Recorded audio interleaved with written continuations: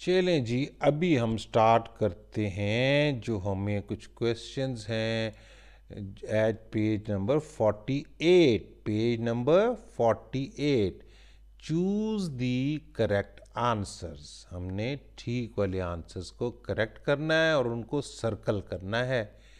मीरकैट्स live in the desert और the forest. So हमें पता है कि meerkats they live in the deserts, तो हमने डेजर्ट्स को यहाँ पर सर्कल किया हुआ है। ठीक है, अब सेकंड क्वेश्चन है, दे have dark circles around their eyes और माउथ्स। किसके गिर्द होते हैं? देखिए, मीर कैट्स जो है ना, उनकी आंखों के गिर्द डार्क सर्कल्स होते हैं। रिमेंबर, ये देखें। सो वो ये इसीलिए होते हैं ना ताकि वो तेज़ रोशनी में भी देख सकें।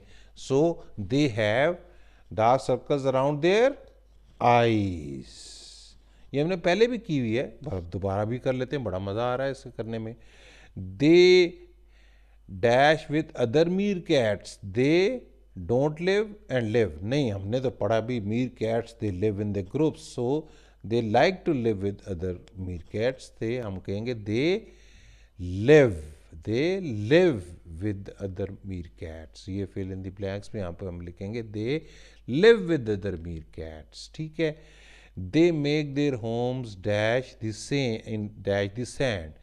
दे make their home above the sand और अंडर द सैंड। दे, वो देखो हमने तो पढ़ा था भाई, मीर कैट्स जो है वो क्या करती हैं कि रेत खोद के उसके नीचे जो है ना अपना घर बनाती हैं, बिकॉज वो उसके नीचे बड़ा ठंडा ठंडा उनको लगता है और मज़ा आता है उनको, और उसमें वो बड़ा कंफर्टेबल रहते हैं। सो ये हम क्या लिखेंगे? ये वाला अंडर लिखेंगे, इसको हम सर्कल कर देते हैं, ये अंडर।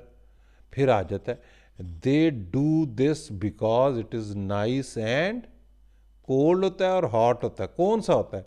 देखें, रेत के नीचे तो उनको ठंडे ठंडे, क्योंकि वो गर्मी तो पहले ही बहुत होती है भाई, तो वो इसलिए करती हैं। They do this because it's nice and cold. Cold के गिर्द हम सर्कल लगा देते हैं। ये ठीक हो गया जी। अब हमारा अगला आंसर था कि write the questions then write the answers. Meerkats live where do meerkats live. इसका हमने क्वेश्चन पहले बनाना था और फिर इसका आंसर था they live in the desert. फिर ये था flippers do they have flippers. हमने लिखना था डू दे हैव फ्लिपर्स, ये हमने लिख दिया डू दे हैव फ्लिपर्स। तो आंसर इसका हम क्या लिखेंगे? They don't have flippers. क्योंकि देखें, फ्लिपर्स तो किन के होते हैं? टर्टल्स के होते हैं ना, इनके तो मीर कैट्स के तो फ्लिपर्स होते ही नहीं है। सो वो पहले हमने इसको अरेंज किया कि डू दे हैव फ्लिपर्स, ये उल्टा पुल्टा लिखा हुआ था, हमने ठीक किया, डू दे हैव फ्लिपर्स। फिर हमने उसका जवाब लिखा, आंसर क्या था? They don't have flippers. ठीक है। फिर ये है live they question mark do with Mir cats other.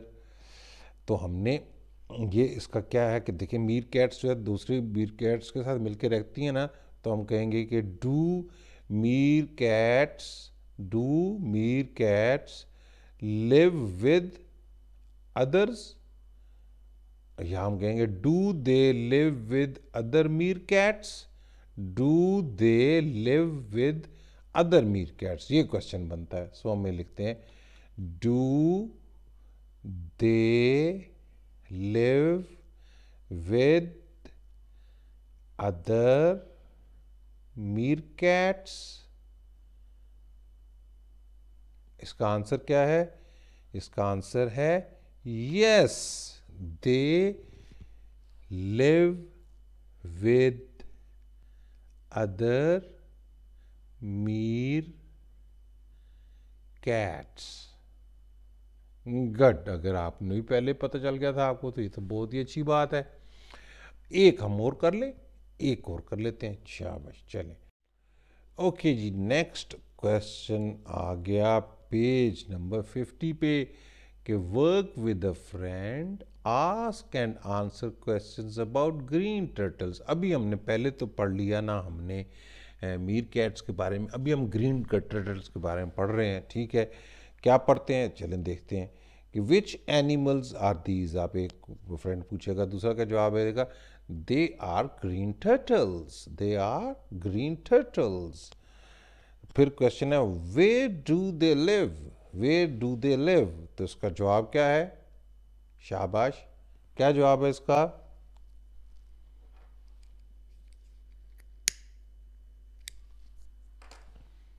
इसका जवाब है दे live in the ocean, they live in the ocean, they live in the ocean.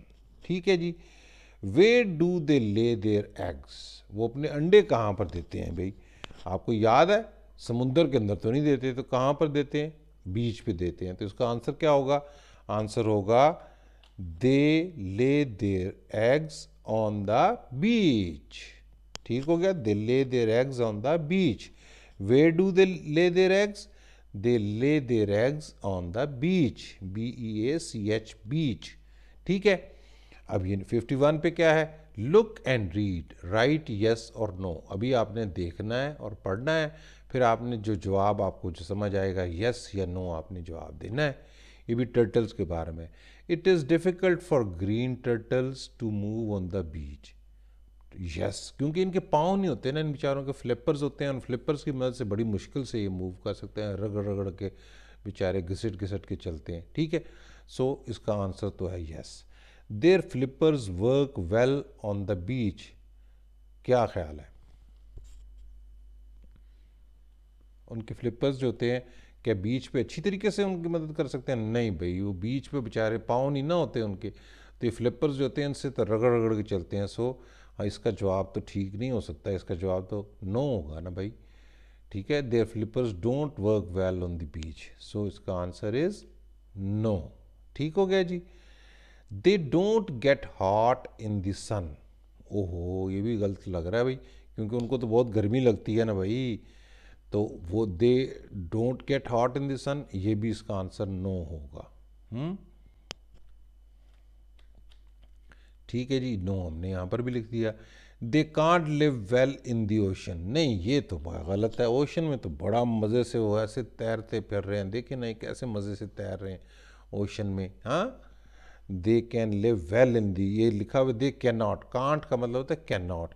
They can't live well in the ocean, नहीं, this is wrong, they can live well in the ocean, so answer is no. Their shells and flippers help them swim well, हाँ ये बात ठीक लगती है, क्योंकि देखिए ना उनका शेल भी जो होता है बहुत स्लिपरी सा होता है, और उनके फ्लिपर्स भी बहुत अच्छे होते हैं जो कि उनकी मदद करते हैं किस काम में? तैरने में। और so their shells and flippers help them swim well, this will be answer will be yes. हमने अभी 2 पेजेस और भी कर लिए भाई, बड़े मज़े के हो गए। ठीक है, तो 2 पेजेस और कर लेते हैं, चलें 2 पेजेस और कर लेते हैं। ठीक है जी, अब हम देखते हैं जी, ये look at the letters right the words. अब ये देखें लिखा हुआ ना, ये हमें नज़र आ रहा है क्या? ये रेत ही रेत है, ये डेजर्ट नज़र आ रहा है।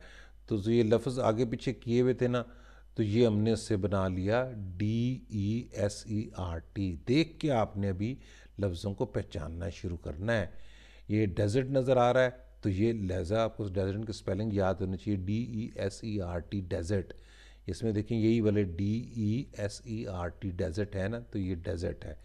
अब ये क्या है? SORTFE, इससे क्या ये क्या नज़र आ रहा है? ये फॉरेस्ट नज़र आ रहा है, तो फॉरेस्ट के देखेंगे यही स्पेलिंग है, F भी है, O भी है, R भी है, E भी है, S भी है और T भी है। So this is forest. हम इसको कैसे लिखेंगे? FOREST, forest. ठीक हो गया जी, ये भी हमारा स्पेलिंग ठीक हो गया। अब ये देखें ये क्या है? HELSL, ये क्या चीज़ है? ये उसके ऊपर क्या है पड़ा हुआ? शेल पड़ा हुआ है। सो हम क्या कहेंगे इसमें? शेल के क्या स्पेलिंग होते हैं? SHELL, तो देखें SHELL, राइट।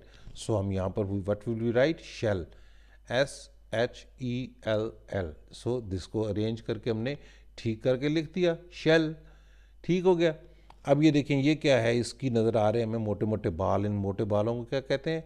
फर। क्या बोलते हैं? फर। फर के क्या स्पेलिंग होते हैं? FUR। इसमें देखें FUR है ना, सो हम यहाँ पे लिखेंगे FUR, फर। ठीक है जी, ये हमारा भी ठीक हो गया भाई। लो जी, बड़ा ही मज़ा आ गया फिर तो। अब हम आ जाते हैं सर्कल द करेक्ट पिक्चर। अब हमने 3 जानवर देखने हैं, उनके बारे में लिखा हुआ है, वो हमने बताना है कि ठीक है कि नहीं। This lives in the sea, इनमें से देखना है हमने, turtle lives in the sea, और the chimpanzees live in the sea, और the meerkats which live in the sea. Yes, turtles they live in the sea, इसीलिए उसके गिर्द जो है ना सर्कल लगाया हुआ है। ठीक है जी। अब उसका फिर आ गया, they these have hooves. Hooves किसके होते हैं? इनके आर्कटिक फॉक्सेस के होते हैं, ये क्रैब्स के होते हैं, या ये गोट्स के होते हैं? ये माउंटेन गोट्स के होते हैं भाई। तो इसको सर्कल हम यहाँ पर लगा देंगे। ये वाला तो ये हो गया, और ये वाला ये हो गया। ठीक हो गया जी। अब ये है, these can help an animal to see well. ये देखें, इसकी आंखों के गिर्द जो है ना है, ये देख सकते हैं, ये तो बेचारे वैसे ही देखने का शेल के बीच में छुपे रहते हैं। ये टर्टल्स भी जो है ना, इनको देखने की इतनी नहीं होती। ये जो होते हैं मीर कैट्स, इनके आंखों के गिर्द ब्लैक ब्लैक ये जो होता है ना, वो उनके लिए आसानी पैदा कर देता है सूरज तेज़ रोशनी में देखने के लिए। सो हम इसको सर्कल करेंगे। ठीक है जी। अब हम आ जाते हैं, चिंपैंजीज लिव हेयर। चिंपैंजीज कहाँ रहते हैं भाई? ये तो डेजर्ट है, इधर तो नहीं रहते। ये तो फॉरेस्ट है, और ये क्या, बर्फ़ है। तो चिंपैंजीज कहाँ रहते हैं? दे लिव इन दी फॉरेस्ट। तो ये यहाँ पर अब हम इसको सर्कल कर देंगे। ठीक हो गया जी। चलें भाई।